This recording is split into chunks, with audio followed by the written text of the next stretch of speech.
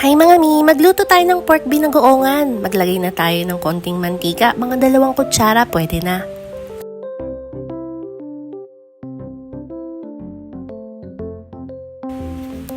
Sunod, lagyan naman natin ng bawang at sibuyas, halu-haluin hanggang sa maluto ang ating aromatics.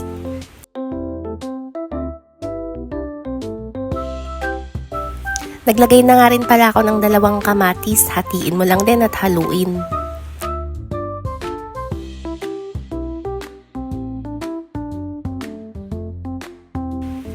Sunod mo na rin ang baboy, hatiin mo kung gaano kalaki mo gusto, haluin, tapos antayin mo hanggang maging light brown.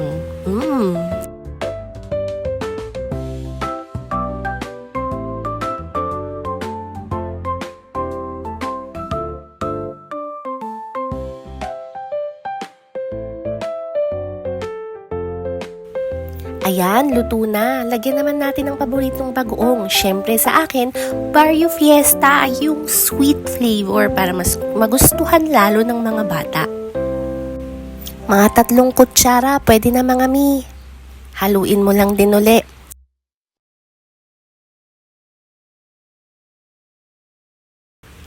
Ang hirap para maghalo pag walang stand yung phone na gamit mong pang-record.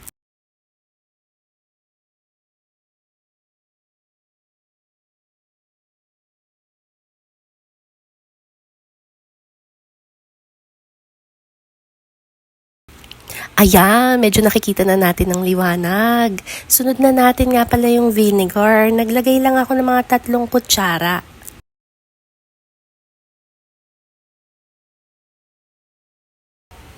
Pagluto na, lagyan mo na rin ng tubig, mga 3 or 3.5 water, pwede na. Isunod mo na rin yung pork cubes, isa lang ha. Tapos, haluin mo na mi. Pakuluan mo mga 40 minutes or hanggang sa lumambot yung baboy mo. Naamoy mo na ba yung bagoong?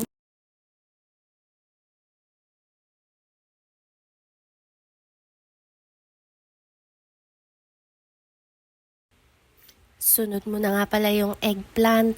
Depende kung gaano mo kadami gusto. Ikaw na bahala.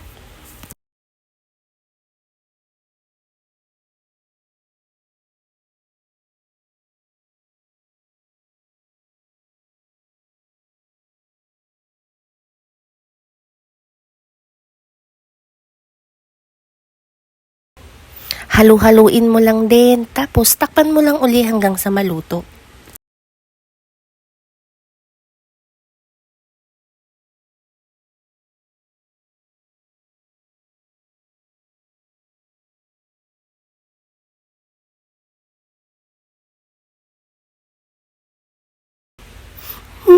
Luto na. Timplahan mo na lang din ng black pepper tsaka asukal. Lalo na kung may bata, mas masarap talaga.